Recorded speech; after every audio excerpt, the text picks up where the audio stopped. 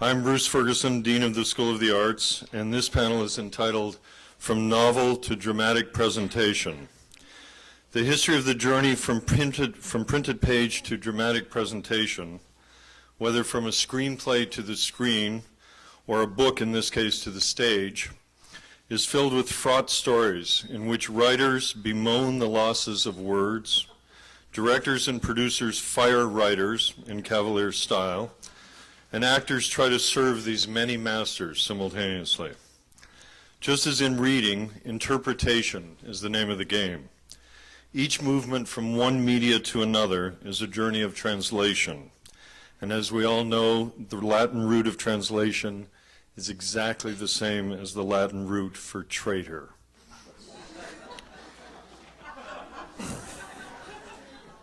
So with us today, happily, to discuss this translation, the second of Salman Rushdie's books to reach the stage. The first was Haroun, The Sea of Stories.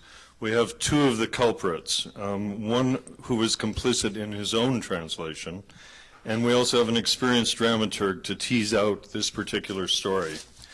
We have Jayme Koszyn, curator of Midnight's Children Humanities Festival itself, a former president of Literary Managers and Dramaturgs for the Americas. Jayme was on the theater faculty of Boston College and the Boston University Theater School. She was also the chief dramaturg and literary manager of the Huntington Theater, and Jayme will moderate. Secondly, we have Simon Reade on my far left, one of the three adapters of Midnight's Children for the stage.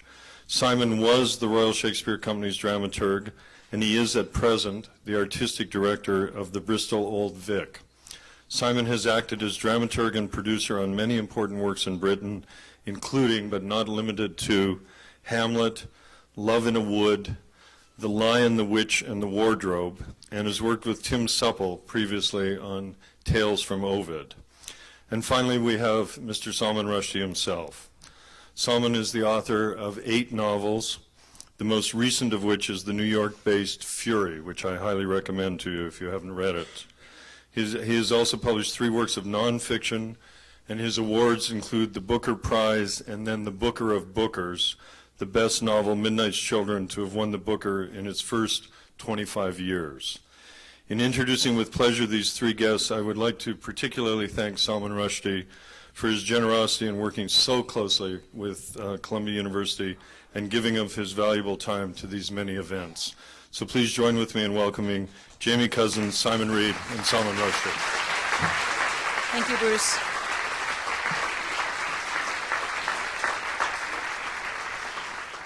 Those of you who were in the last session know that the discussion ranged very widely. We're going to range widely as well, but we're going to telescope it to the process from the novel Midnight's Children to the stage adaptation, which is here in New York, opened last night, and has seen 2 other audiences before this, first in London and then in Ann Arbor, Michigan. And we're going to start by raising the question of how much does one need to know before seeing the play. I heard that in London someone left the theater and said, wow, I never knew the difference between India and Pakistan until now. So the first question I have for 2 out of our 3 collaborators, the third who's rehearsing the show uptown at the Apollo for the press opening, Tim Supple, the director, is how did you set about presenting the play and forming the adaptation with a sense of how much people needed to know before coming in? Salman, you want to jump in first, and then we'll hear from Simon. The English language is a help. But I think, other than that, basically our assumption was that we could not assume that people would know anything at all. And in that respect, it should be like any other play. Let's say you go and see the new play by whoever, the new Edward Albee play, the new Arthur Miller play, the new Tom Stoppard play. All you know is what is put on stage in front of you, and you respond to it as an audience, in those terms. You're not expected to have gone to university first, you're just expected to show up. And our view was exactly that we should assume that people would come knowing nothing, expecting nothing, accept what we offered them, and that what we offer them should be complete in its own terms. It should be complete as a dramatic experience in terms of telling the story. It should have whatever historical and cultural information that you needed to understand the play. It should be there in the work. It shouldn't be extraneous to it. So, that was, I think, we worked hard to make sure that that story did tell itself. And really, right through the process, even after we'd finished rehearsals, and we were in the the previews of the play in London, we went through that and if we talked to the audience after it came out, certainly I did, and I'm sure Simon did as well, and trying to find out how they'd been responding and if there were things that needed clarifying, and we added things here and subtracted things there, and tried to make sure the story was being clearly told. So no, all you have to do is buy a ticket. Yeah, I think we also, we knew it already worked as a story because the novel's been quite successful, I think, in the last 20-odd years. The most important thing, as Salman says, is that it did work as a play. And actually, there were a couple of moments in the early previews where it wasn't quite working as a play. So that we did take out stuff that basically wasn't dramatic. That was kind of, it was very interesting, or it was presenting some interesting character aspects, but it didn't sort of up the stakes or do all those things that dramas need to do to keep you hooked in the theatre. So I think it is important that there will be people who come who have read the novel, obviously, and that do know a bit about the history. And the Pakistani government must be very pleased that now people have gone away knowing about Pakistan from this version of Pakistan in the play.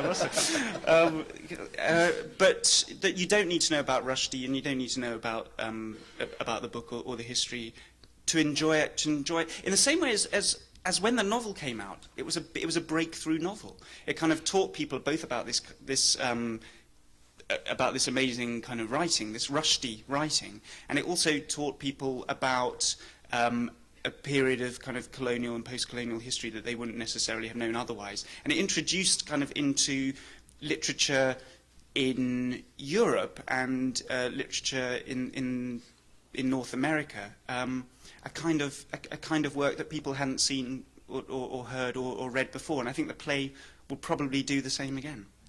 I'd be really interested to see how many people in the audience are from the Indian community, and I'm interested to see how many of you are here, which is nice, and I hope there'll be similarly a lot of people in the audience who will bring that kind of other knowledge, into the show. And clearly, that's been a thing from the moment the book came out, that the way in which people from India or Pakistan or people who knew about that world responded was a little different, than the Western response. When the book came out, the Western response to the book tended to be in terms of responding to the more fantasy elements of the books, the more kind of surrealistic, fabulous elements of the storytelling. In India, when it first came out, people kind of reviewed it as a history book. I've always one of the favourite remarks anybody ever made to me about my work was soon after the book came out, I was in India, and I did an event sort of like this in Bombay, and a man came up to me afterwards. He said, I could have written your book. I know all that stuff.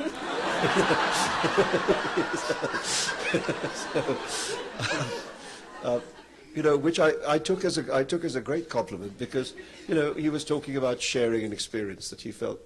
At a more academic level, Professor Homi Bhabha will be well known to many of you here. When we were all much younger, he was teaching at Sussex University in England and invited me down there to do one of the first readings I ever did anywhere.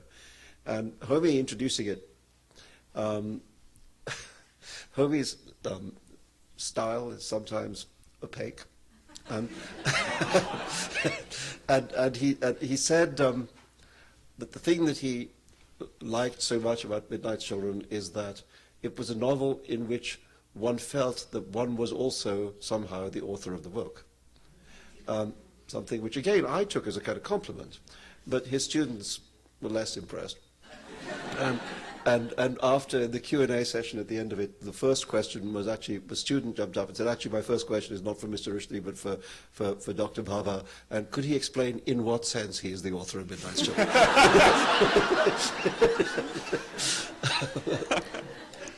Homi Baba was here 2 weeks ago at the festival talking about Bombay, and he was not opaque.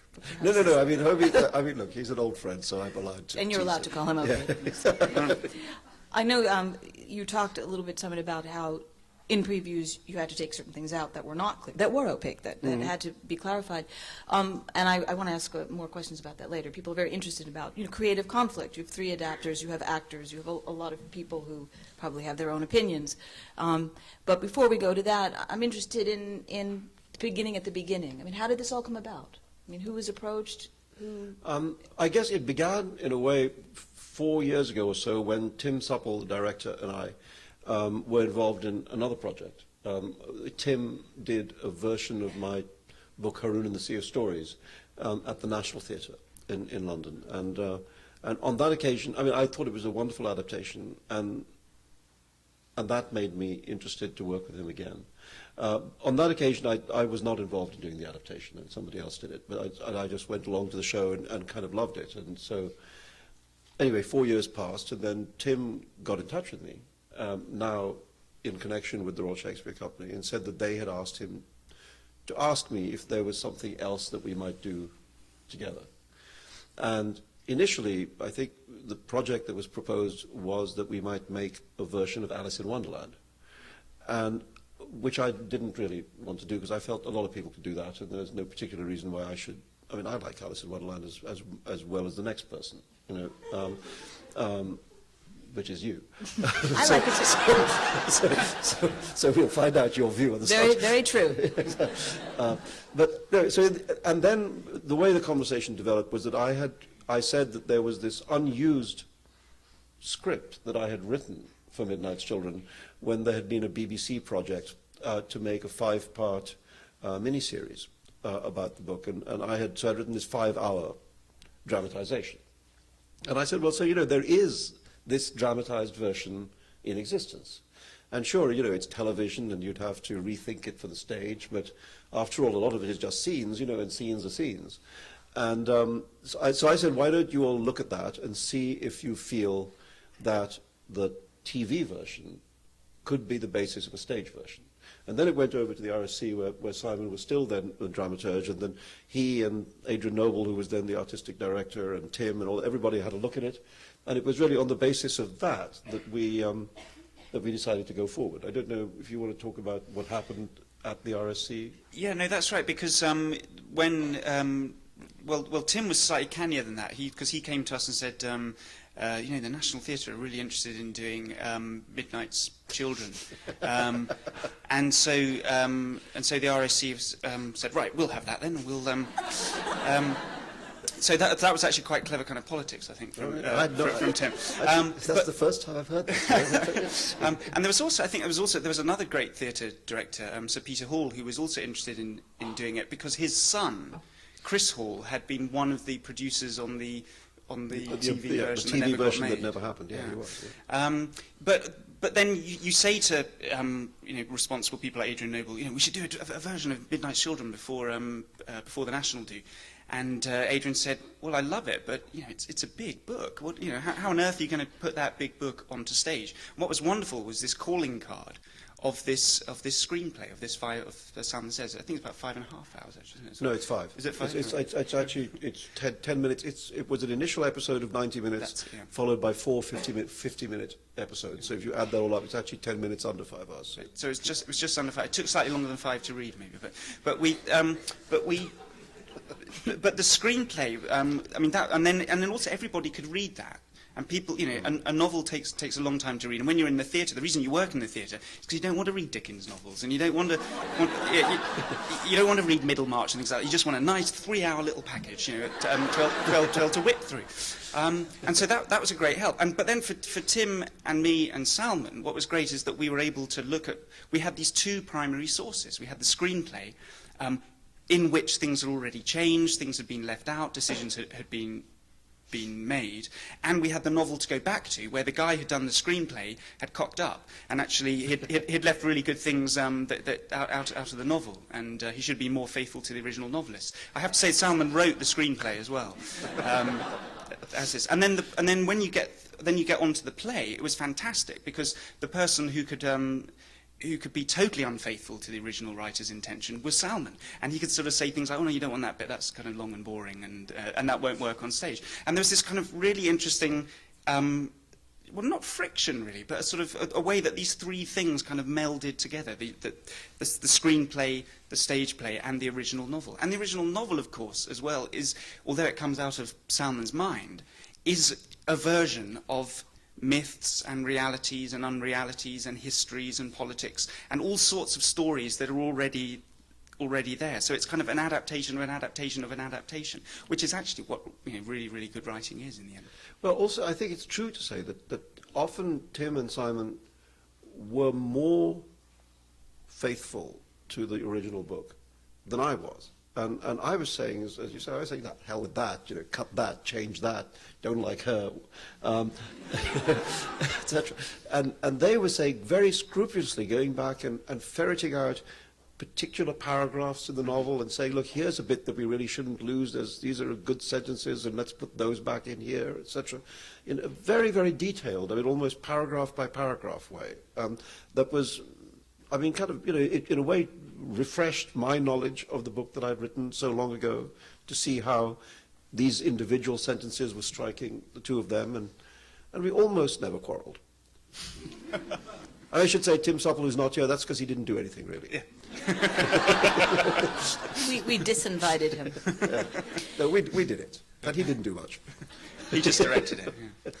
Now, the teleplay was not without its own politics and controversy. You wrote it in 1993. It was published in 1999, even though it never actually seen the screen. And in your introduction, you write that what happened during the shooting of that teleplay, and obviously it failed, I mean, it never came to be, what signaled your break with the East. Do you want to talk a little bit about that? It was a dreadful, I mean, it was in those bad years when all sorts of things went wrong, for me.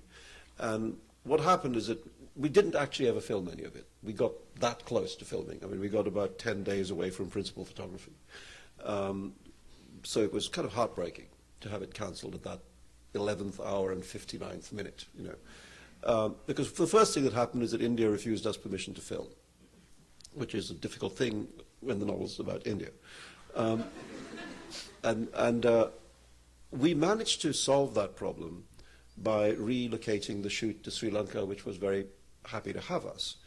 And in many ways, it was almost a better location, because Bombay today doesn't really look like Bombay then. If you want to look at that pre-high-rise Bombay of the 1950s, it's actually quite difficult to find it now. And a lot of the sorts of locations we were looking for were in many ways easier to find in Sri Lanka, and it's also quieter and so on. And anyway, we had the full support of the government and so on, and so we got very close to starting. And then there were political upheavals there, and essentially the government changed its mind. And as I say, from having told us there is no problem, come over here, make your film, go ahead. 10 days before we started filming, they did 100% reverse and said, you've got a week to get out of the country. So it was shattering, and very upsetting for many people. It was a fully cast production. It was fully designed. We had all the locations found. We were ready to go. So it was a plane crash. It was like a plane taking off and crashing at the end of the runway. And heartbreaking for the actors involved, and for me, I mean, as for many writers would say, that the worst thing of all is wasted work. You spend all this time, and you've got this thing sitting there, and it doesn't. What's a script? Everybody said it was a good script, but so what? I mean, what's a script that doesn't have a film? And I think, actually, in many ways, the one person in the story we haven't mentioned is my British paperback publisher, Caroline Michelle, who did this incredibly generous thing. She said, we will publish this script even though there is no film. Mm-hmm. So they published a paperback book of the screenplay that had no screen, and really it was that paperback book that, as Simon said, became our calling card. We could show it to people and say, look, it works. And instead of reading a 300,000-word novel, they could read this script, and it would show them that it worked. And so that's the other part of the puzzle, that allowed it to come into being. And then we just did it over, was it a year and a half? It took how long did it take? I can't remember. Yeah, I mean, which sounds like a long time, doesn't it, 18 months? But that was actually because 3 people, most of the time on 3 separate continents, all doing other work at the same time. But also, it was a kind of it needed to be that long gestation period, I think, didn't it? Yeah. And we fired back drafts back and forth via email. Couldn't have done it without email. Yeah. This entirely depended on being able to attach documents to. Otherwise, you can just imagine fax machines churning out endless drafts. Impossible. Yeah. And Tim and I, the first thing that we did was we kind of did a sort of cut and paste between of the screenplay and. As Salman says, the best bits from the novel that we thought should go back in, and then we asked, and then which Salman commented on, and then also we asked Salman to write new bits. So there are completely new bits that appear on stage and new events that have never appeared in Midnight Children in any of its other forms before. Actually, there's one very early in the play. There's a moment which is in the novel, but with different dialogue. There's the moment where the grandfather and his wife, Salim's grandfather and his newlywed bride, are making love for the first time, and he asks her to move. And she doesn't know what he means, and is then disgusted when she finds out what he means. And she says to him, husband or no husband, I'm not the moving type. and this, in the show, it's one of the guaranteed laugh lines. It's always a big laugh line. And she does it wonderfully well, etc. But it's not in the book. That's a line that was just I think it's in the TV version, but I came up with it at some later point, and now I wish I'd thought of it in time to put it to the book. But and there's also a line that you added just before the press night, where this ridiculous change happens, where a guy jumps in a basket. In Bangladesh, he comes out of the basket and he's back in Delhi, and so as an audience you go, how the hell did that happen? And then you've written that line for Padma, which is that's the great thing about having the Padma character as the representative of the audience, that she could say, what the hell is this? What kind of nonsense of a story is this? You get into a basket in one country, you get out of it in another country, and he. This is a piece of magic brought about by the character Parvati the witch, who, after all, is supposed to be a sorceress, And he's able to say, well, she really was a hell of a witch, and it's such an absurd kind of piece of chutzpah, that because it's just saying, yes, it's impossible, so what, and the audience immediately laughs and therefore forgives you, and becomes kind of complicit with what you've done. Yeah, that was one of the, you were talking about having to cut things even in the preview process. Simply we found that the second act, there was a chunk of it which wasn't really working and just needed to go. And it was like a 15-minute chunk we were taking out of the story, which meant, unfortunately, that we had to get from here to there somehow, because all the linking material had just been cut out. And so we had to make up a scene, which was that scene.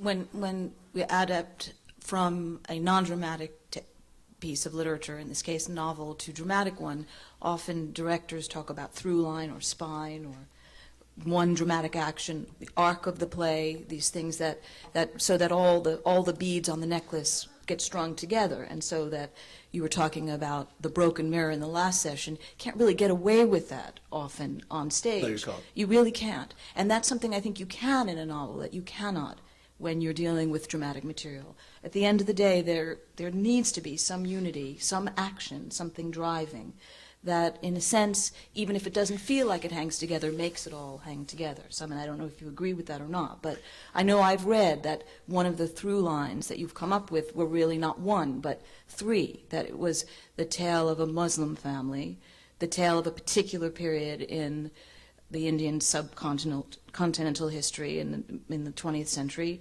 and the tale of one man. 3 adapters and 3 through lines. How did you manage to make that all weave together so it felt like a unified whole? Well, the thing is that, you said, making that transition from something that isn't dramatic into a dramatized form. Actually, the wonderful thing about the novel is that it is dramatic. It is written.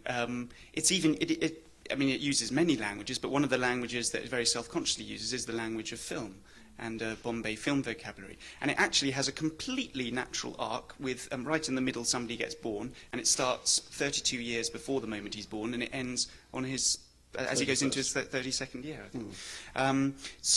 The novel, the story already has that arc, and it is part soap opera, part history. Part one, it opens, I was born in the city of Bombay once upon a time. It starts off as a story, and in fact, it starts as a very, very simple production on stage where Zubin, the man playing, the actor playing Salim, just sits at the middle of the stage. It's completely empty, and he says those words. So actually, the string of beads thing, or getting the whole kind of arc, that wasn't difficult because that was already there in the novel. I think the slightly more tricky thing is that, of course, an audience can work 2 or 3 times faster than you do when you're reading a novel yourself. And when you've got something that is essentially a linear narrative, and you know that you're going to be jumping on and you're going to end up scene and that sort of stuff, is that actually you have to keep on your toes and keep having diversions and things so that people don't lose interest, so they don't just, like Padma, keep asking, so what happened next? What happened next? They need to know the kind of the texture and the detail. And that was where actually having a director as one of the adapters was very, very interesting, because in a sense the stage directions became sometimes as important as the dialogue. He had already worked out with the designer, Melly Still, that they were going to have a big screen on stage.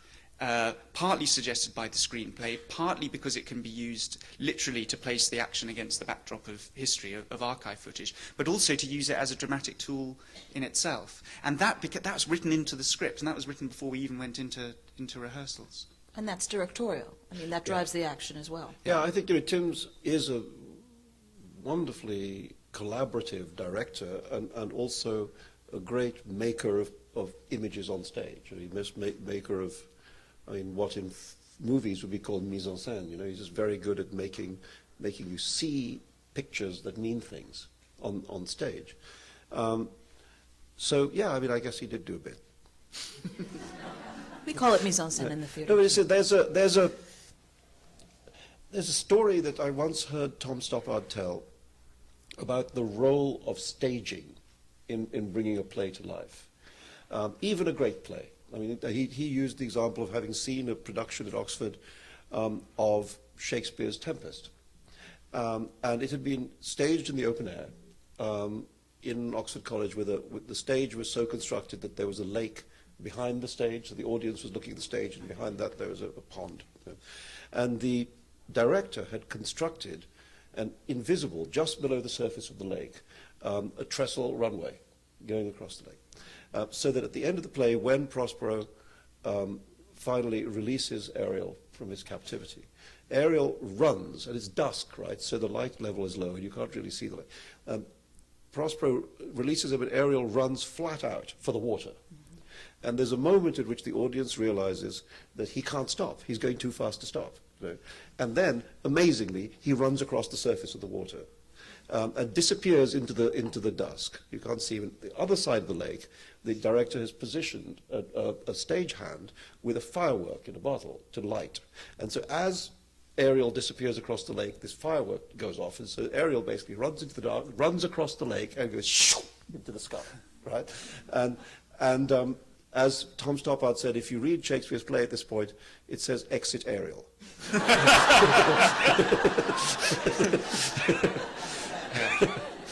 And so even Shakespeare, can be helped by staging, and I think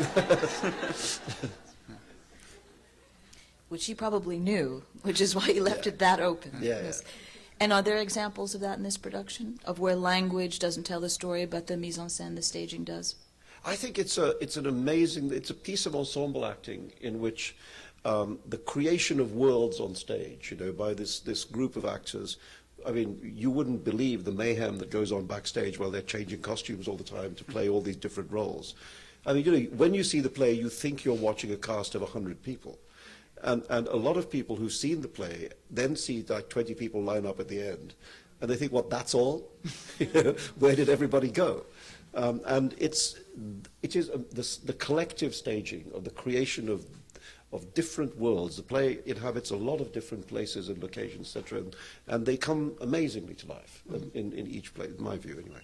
Simon, any deliberate Well, no, I was places? just going to say that actually also what is wonderful about having that cast of 20 very experienced actors is that, and particularly doing it in the context of the Royal Shakespeare Company, is that the language, because even though there is loads of mise en scène and there is some fabulous designs by Melly and lovely costumes and everything, actually the language actually holds so much of it together as well. And with the experience of that cast is that, I mean, Salman, when you said, oh, you only need a knowledge of English to come and see this, and actually you don't really even need a knowledge of English, because the sound, that apart from the fact there are other languages spoken in it, it's the sound of it and the richness of it kind of works beyond just the level of meaning, I think. And that's and actually, you know, it's always difficult to, or embarrassing when you compare writers to Shakespeare. But actually, one of the great things about Rushdie as a writer is that he's a very Shakespearean writer, both in terms of his themes and his canvas, but also in the fact that he uses this amazing range of language from very high poetry to the language of the street to the pastiche of films and advertising slogans and stuff like that. And all of that actually that paints the pictures as well through the language, just as Shakespeare paints his pictures through language too. And so we talked about the Royal Rushdie Company. Yeah, Shakespeare and me. You know, they're like that. But it's one of the great things about working with the Great British Theatre Company is the seriousness with which actors, with everybody in the company, approaches the text. You know, the text is not just a starting place.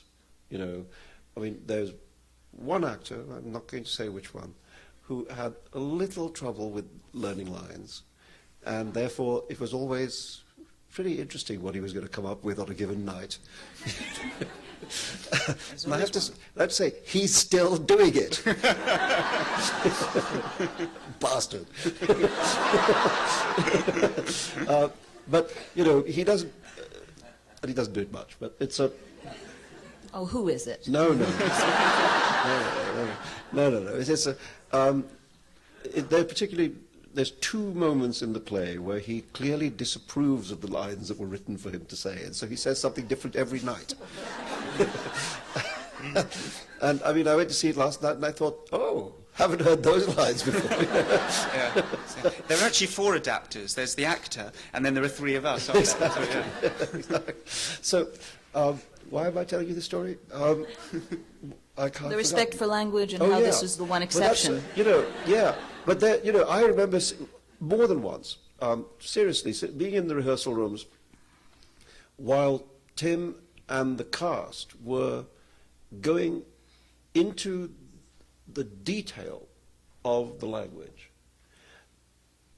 with a degree of penetration that was kind of the most interesting seminar I've ever heard on my writing, you know. And it was kind of humbling to see, and Tim would say repeatedly, look at the sentences, look at how they're written, you know. Don't, you see, sometimes look, there are 3 little short sentences, don't run them together, they're 3 little short sentences, say them that way, you know.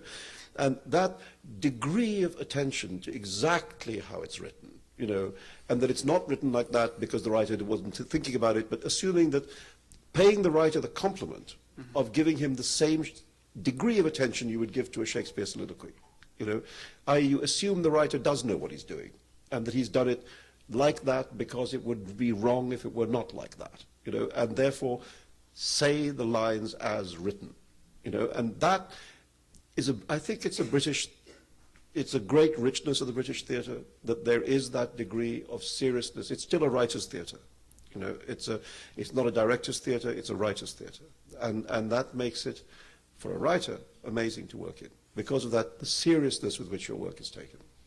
I think the problem also, it's fantastic that there is theatre that does still exist like that, because a lot of those actors, and actually indeed the actor who who has problems with the lines, that they've worked so much in television, where a lot of the writing is just crap. I mean, I know that because I've worked a lot in telly, and you spend most of your time on a television script. It's because they're written by committee. You hire and fire the writer. You sometimes 3 or 4 different writers on the same script, and then the whole thing kind of gets rewritten by the actors and the director actually while it's being shot. And so that kind of lack of respect for writing, on the one hand, in everybody's kind of working life. These very same actors are then coming, and it's a kind of weird schizophrenia. They must live as actors, actually. But the thing about the context of the RSC or a company like that is that it does give them that. Well, if they're working with a director like Tim, and also I have to say if they've got a dramaturg around as well, because obviously that doesn't always happen in productions. But if you've also got somebody in there playing the role of kind of protecting the integrity of the writer, then I think that sort of that feeds into the respect that particularly this writing deserves. One of the sessions in the Humanities Festival this Wednesday is to bring members of the company around the table for the public to show them just how meticulous they are. It's an open rehearsal on Wednesday night. That's a plug officially. I do think American actors who are especially trained in Shakespeare approach things that way, but we've learned a lot from the RC. I mean, from all the visits that have come here into that kind of precision and meticulousness with the language. Well, since we're digging dirt anyway about actors who aren't memorizing lines or one in particular, is there other dirt? I mean, whether you opened it, so I mean, you've got 3 collaborators. You've got a novelist, very well-known novelist, sitting in the room who's written a remarkable book. You've got the actors, 20 strong, director, artistic directors. What were some of the conflicts that came up? Can you give some examples of some of the hurdles, the obstacles, or some of the just out-and-out fisticuffs that occurred while you were making this work? No, it's kind of amazing that we're on the same stage, really. That's why Tim isn't here. We don't really talk to each other much. It's like the Everly Brothers, you know. It's like Simon and Garfunkel. No, there was a point at which I was almost worried that we weren't arguing more, because I think it's a process by which you find out what you're doing. Is to, sometimes it's because you don't have exactly the same view of it. Oh, you feel strongly enough about it. Yeah, and I thought, we're just agreeing all the time. But there were 2 disagreements, I think. Yeah. I mean, we did get on like a house on fire. I disagree. So. 3 disagreements now. I'll stay neutral. There were, and one was actually a very simple one, which was over the length. And there was, because there's, when you take a piece of work like this and you work in the theatre, you say, well, shall we do this as a trilogy? Or shall we do it as one of those wonderful big events that starts at 5 o'clock in the afternoon and goes on till 11:30 at night and has no interval, but we've all endured it. And we feel better because of it. And actually, and Tim and I particularly felt that actually in the spirit of the book and the kind of the snappiness of the story and the fact that we'd all want to have a drink before they close the bars in England, that actually 3 hours, kind of arbitrarily taken out of, plucked out of the air, 3 hours, including an interval if possible, was kind of long enough for this. And there was a moment, actually, last time I was in New York with Salman, where we hadn't finished the script, and I was talking to Salman and saying, I think Tim and I actually want to make it a bit shorter. And Salman said, well, look, if you make it any shorter, it'll cease to be Midnight's Children. And that was, we didn't have a fight or anything, but that was a particular moment where actually we did have to, Tim and I had to sort of rethink the fact that maybe we were condensing it so much and compressing it so much that we were reducing it so that it just became a kind of edited highlights of, all the best bits. Yeah, it is a difficult, because, when we started the TV miniseries, the original project had been for a 7-hour adaptation. And then that had been boiled down to 5, which was the version that everybody saw. So, and it had seemed to be very, very difficult to get it into 5 hours. And then the idea of taking 2 more hours out of it for a long time just seemed impossible. And there was also a degree of uncertainty about how long it really was going to be. Yeah. That when we had something not that far away from the script as it now exists, and we showed it to people. Some people said it was 3 hours long, and other people said it was 4 hours long. And there didn't seem to be any clear agreement about how long it would take to play this script until we actually started doing it. But again, in the event, watching it in its later stages of rehearsal and its early stages of previews, it in a way became quite clear that the 3-hour, pretty arbitrarily chosen, but the 3-hour limit was in fact pretty close to the audience's tolerance level. Mm-hmm. How much can you expect your audience to take in the course of one evening? And we all, I think, felt that we were really at the limit of what we could ask from our audience. And as I say, we in fact thought we were over the limit, and in the case of the previews, we took out 15 or 20 minutes of playing time in order to bring it. I mean, now it's 2 acts of about 1 hour and 25 minutes each. So the playing time is actually 2 hours and 50 minutes, and then there's an interval. So it ends up being sort of 3 hours and 10, I guess. But 20 minutes of that is a rest. But there was another key point where, again, we didn't have a fight, but actually email wasn't helpful in this point, because the thing about email is that it sort of can get a bit impersonal, and there was. And we sort of reached a kind of a bit of a dead end on a discussion that we were having, and it was great. So we all ended up having, I think, a takeaway meal from the Three Monkeys, it was called. Yes, that was us actually. But it was around at Tim's house, and we thrashed out that. And the reason we'd got to this position is because the novel is written in 3 books, in 3 parts. Now, we originally did, the first draft we did of it was in 3 parts, which would therefore have had 2 intervals, and would have therefore had less time on stage but more time in the theatre. And also there's that kind of, the artistic director, Adrian Noble, the previous artistic director of the RSC, described the dissatisfaction of something in 3 parts is that however fantastic you've got this wonderful carpet, once you roll it up, it's going to sag in the middle if you've got 3 parts. And so we thought, well, okay, but let's try and do it in 2 parts. Now that makes it slightly awkward, because actually the great climax to the in the book, and really the great climax in the play, the middle point of the play, is where the protagonist is born.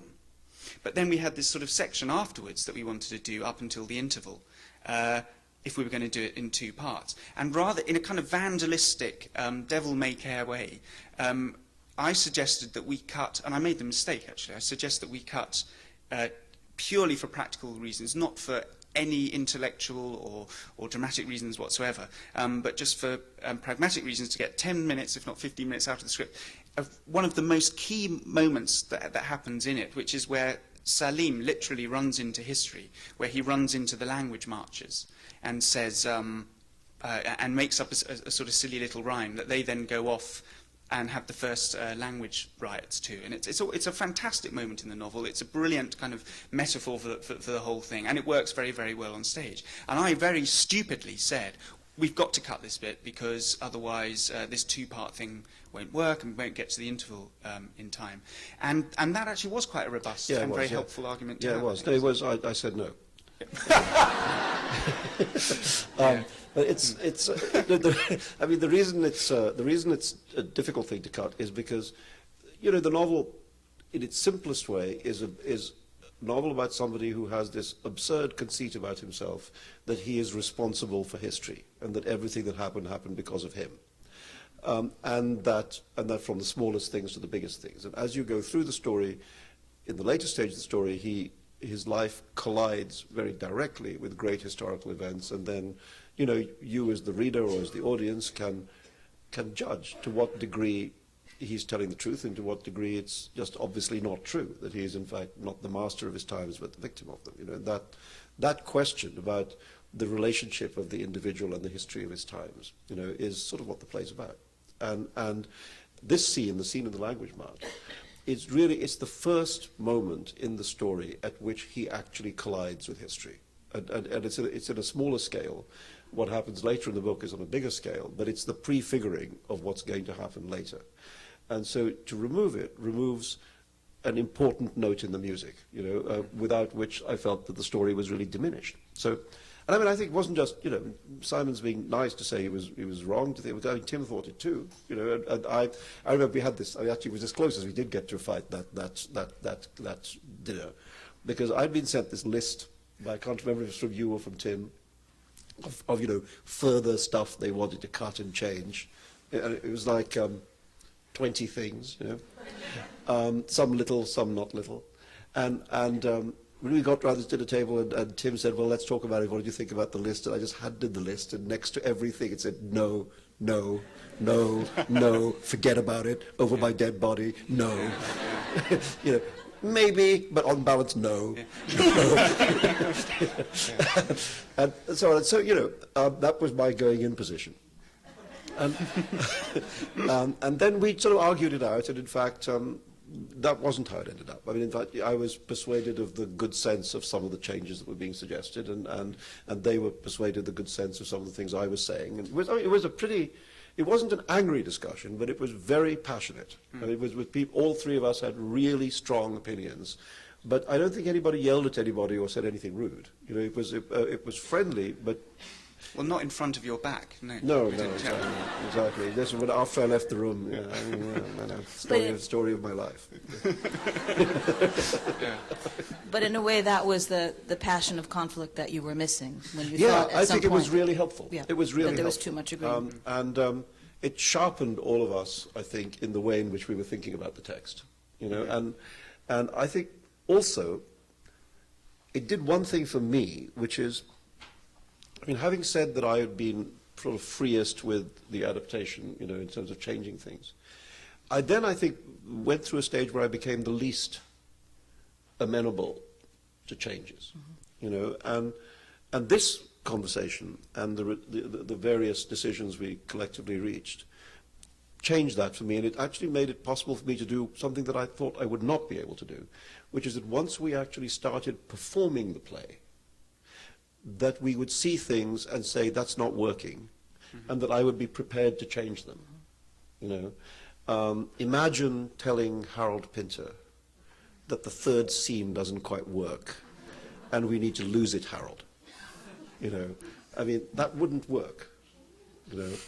But I suddenly found a way, and I think it's because, in a way, of the trust that the three of us had built up in each other, that we were actually able to say, look, that's got to go. And I would say, well, yeah, actually, sort of does have to go, doesn't it? And it made, I think, after that conversation, I think it actually made something gel in the way in which we were making the play, and made things possible after that, which might not otherwise have been. Well, I'm being told that I have time for one more question, and I wanted to spend a little time, we won't have it, but we do want to take some questions from the audience about things other than creative conflict, which are other more difficult conflicts, such as the one that we're involved in now, and politically and historically as we confront history ourselves in this country and around the world.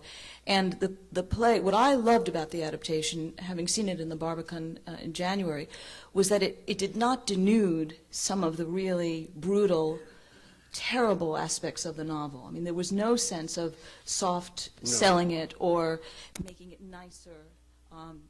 There was none of that. Did I just lose my mic? And I gained it back. And I love that about the production, especially since we're doing a performance for high school students on Tuesday, and we really wanted to make sure that they were able to confront that part of history and that the play would do that.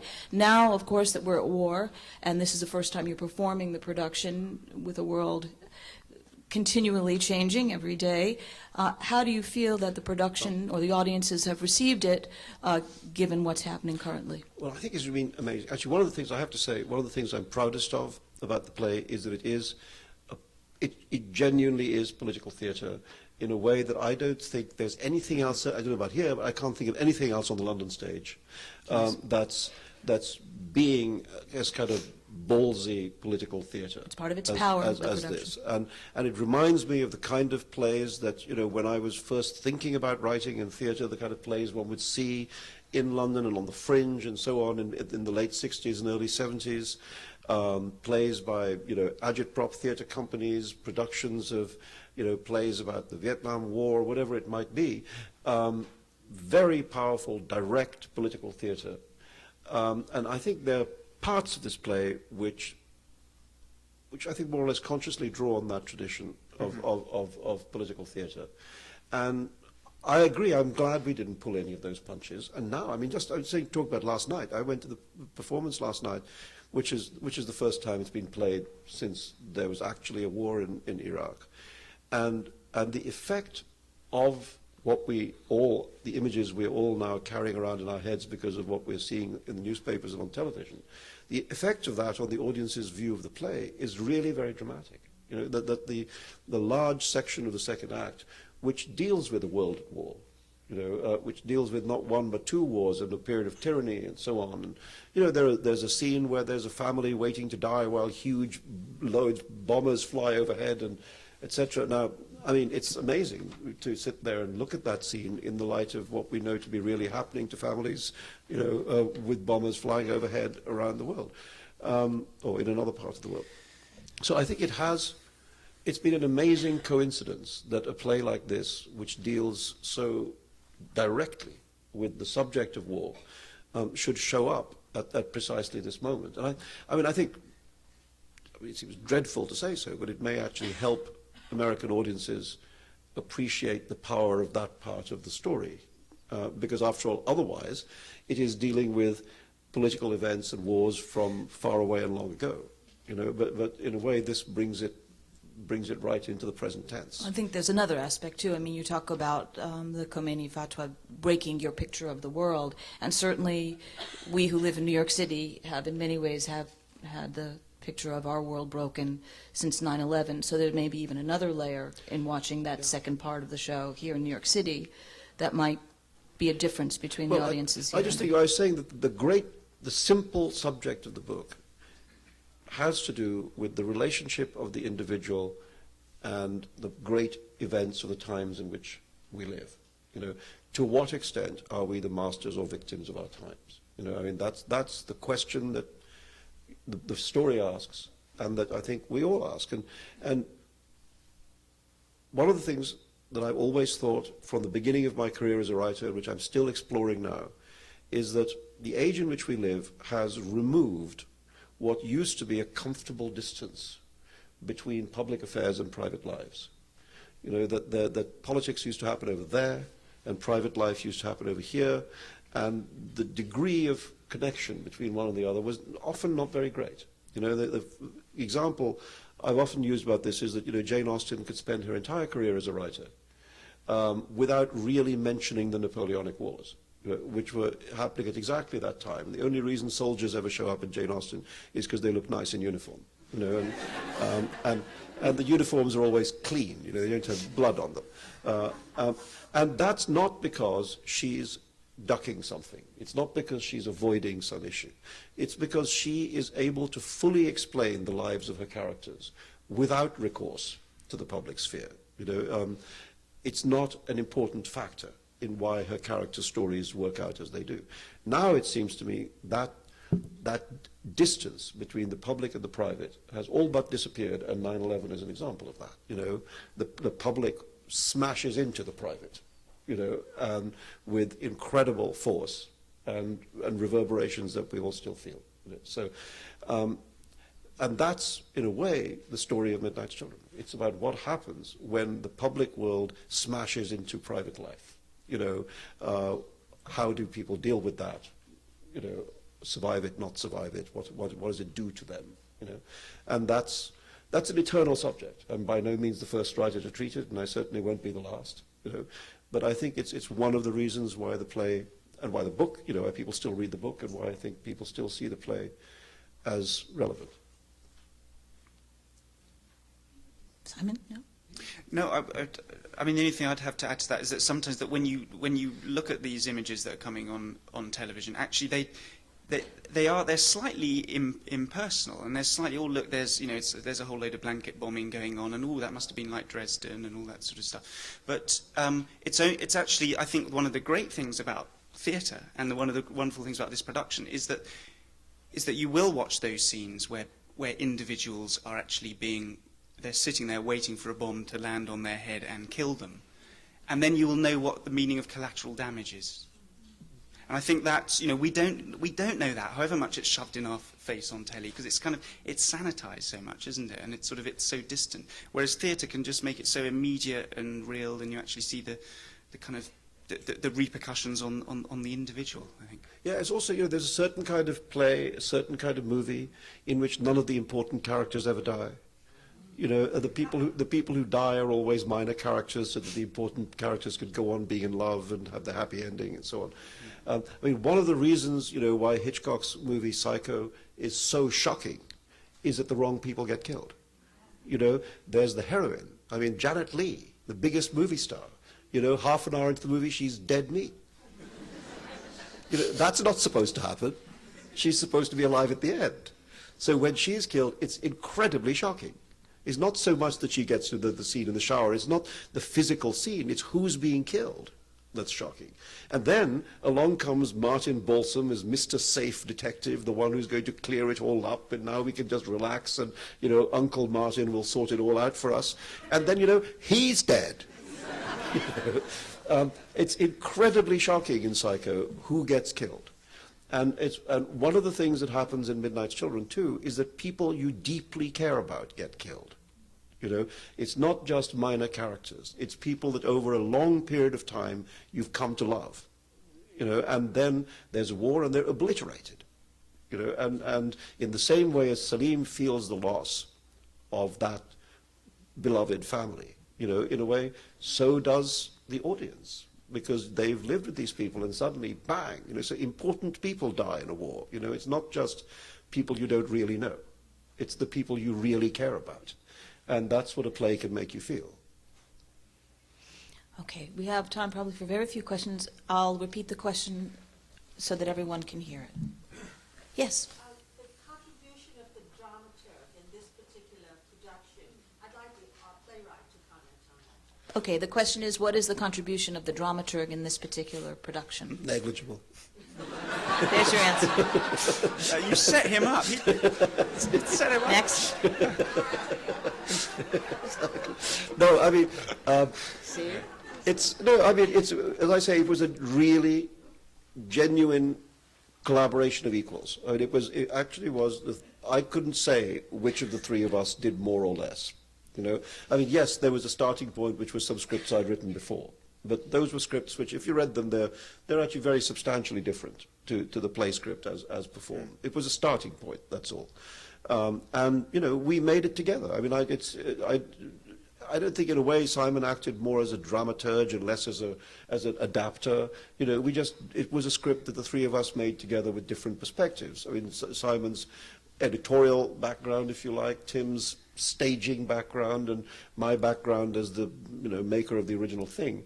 But we just did it together. I really think it was exact. We really became a collective entity. Specific contribution of the dramaturg? Well, he wrote some stuff.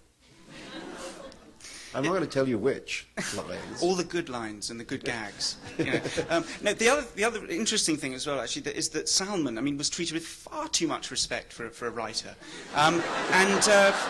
If we could just get this clear here, he was allowed into rehearsals, but he was there for about the second half of rehearsals. He was there virtually every day, actually, He was giving notes to the actors. Unheard of. Yeah, exactly. Yeah, which was fantastic, and so actually he kind of exceeded his brief as well. And I think Salman's right that kind of all the roles sort of overlapped, really. And it's got something to do with this. It's one of the reasons why I'd wanted to work with Tim again, because of the way in which I'd watched him make the Haroun production. That he lets everybody into the process. He's not one of those directors who says, listen to me and shut up. But even the actors regularly brought suggestions for how to do a scene, how a character might move in a certain scene, how they might say a certain line, how you could do a piece of action. And, we tried out things that also everybody was putting in the pot. We would try them out. Sometimes it would work, sometimes it wouldn't work. Sometimes it would lead to another thing, that somebody else would think of. But it's this process of very collaborative theatre making that Tim revels in a way and is very good at, which gave us all the space to work in that way, so that in a way it became unimportant to have roles. The actors keep trying to tell me I should get on stage for one of the productions, but I've so far resisted that temptation. They say, you come on in the crowd scene, nobody will notice, you know. Yeah, right. Yeah. I'm still, they're still twisting my arm, so who knows? Yes. No, in the third row.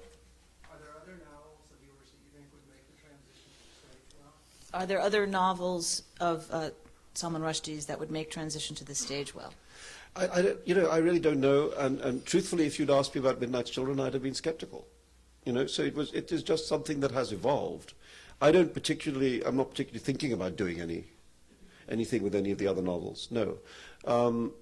If somebody else wants to, I'd listen. I'm not sure that I'd not necessarily want to do the adaptation myself, you know. I mean, I don't know. I mean, this happened because it happened. It happened in a kind of ad hoc way, and then it worked out, and we like it, you know. But there was no project to put my books on the stage, you know. And on the whole, if you'd asked me if I wanted to get back into the process of looking at a book that I published 22 years ago, I'd have thought, on the whole, probably not, you know.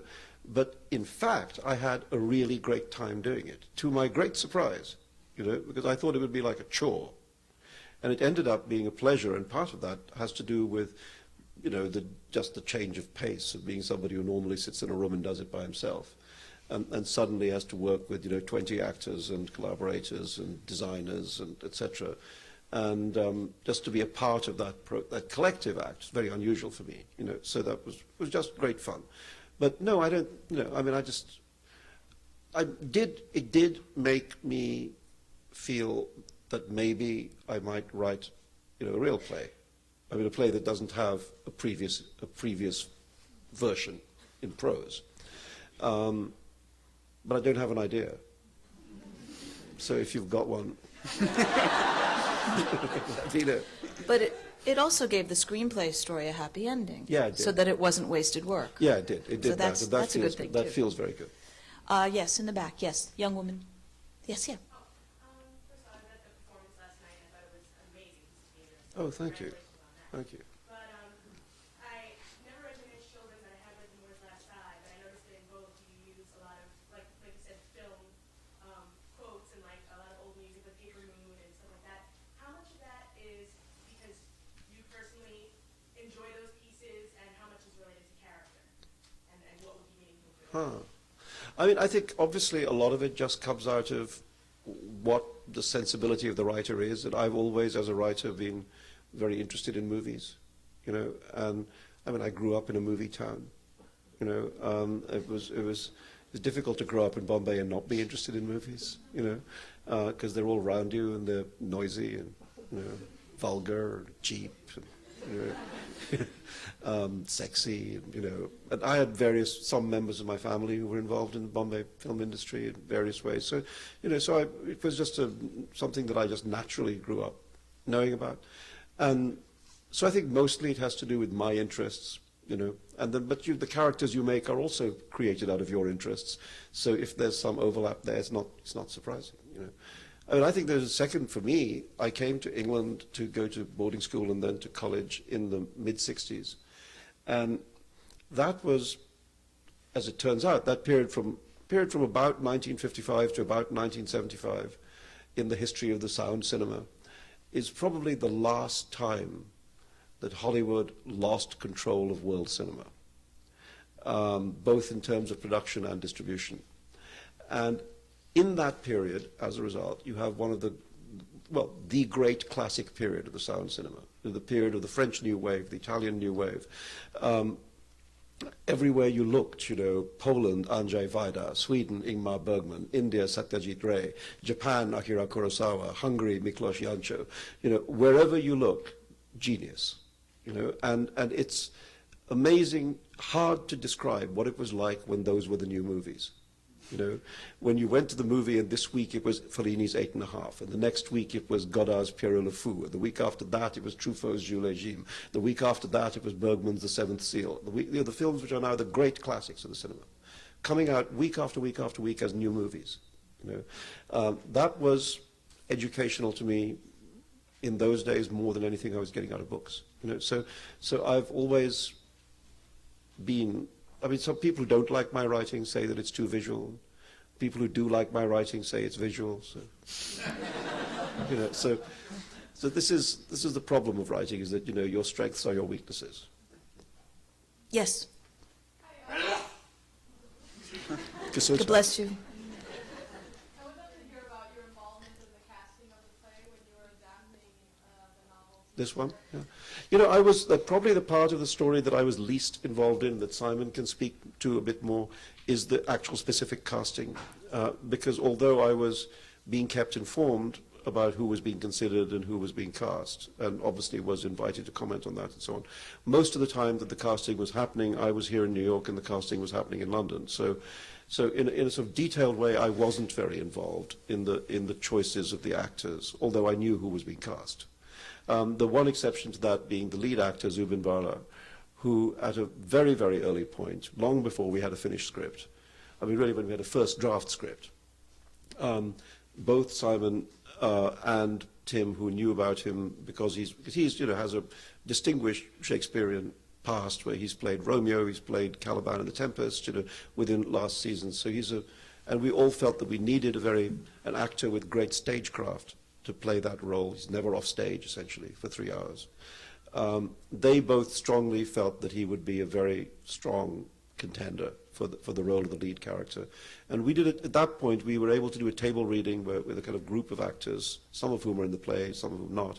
But Zubin was there and read the central character on that day. And by the end of that day, it was quite clear to me, it was obvious, have to have him. So that was, it was one of the things that made this easy, was that we found our lead actor straight away with no problem, way before we even had a finalized script. But really, in terms of hands-on involvement in casting, that's about all I did. I don't know whether you want to... No, I mean, the casting of Salim obviously is the most important piece of casting because technically, or actually, he is Anglo-Indian, the character. So although you're working with a company that, 18 out of 20 are British, well, not actually, 18 out of 20 are Asian, most of whom are British Asian actors. You do have to make a decision about Salim, about whether do you cast someone of mixed race or somebody who is just Asian. And Zubin's got a very particular quality, partly because he's Parsi Indian, but also because he's never ever played an Asian role before. He's never played the shopkeeper on the corner in the soap operas on telly, which is what a lot of Asian actors kind of get denigrated with.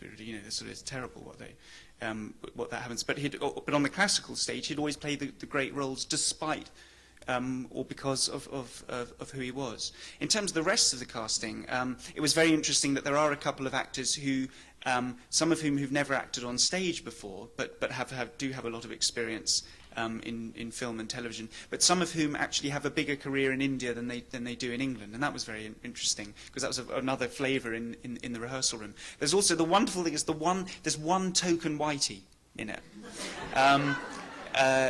and he actually is Greek as well. So, and he's got this wonderful kind of double-barrel name, Alexei K. Campbell, but he actually comes from Athens, and it's a fabulous kind of that was a fabulous piece of casting. And we do have one actress actually that Tim and I had worked with before, who she's from Lebanon, I think, isn't she? Yes, yeah. Serene, yeah. Serene Saba, who plays Mary Pereira, the nurse, is Lebanese, but gives a wonderful performance. And actually, one of the actresses, Sairita Kumar, who plays Parvati the Witch, is the only one who is left over from when Tim and I did Haroon and the Sea of Stories, in which 4 years ago she played the role of Blabbermouth in Haroon. I think she's a very technically proficient actress and has matured wonderfully well and gives one of the most powerful performers, I think, in the cast. So in some cases we had that kind of familiarity, people we'd worked with before and so on. But I think in many ways for me, one of the pleasures of looking at it is some of the actors who were the least experienced when we cast them, youngest, least experienced people in the cast, to see how they've grown into it, evolved into it, and now, are turning in, really stellar performances, I think, even though, as Simon was saying, in some cases it's their first time on a stage. We're going to need to stop. Is there any one thing you want to say as we close to what is probably going to be a potential audience for you in the evening at the Apollo? No, buy tickets, tell your friends. Buy tickets, tell your friends. Yeah. And if you don't like it, don't tell anyone. Yeah. Especially if you're from the press. Thank you very much, Salman Rushdie and Simon Reade, and thank you for coming. Thank you.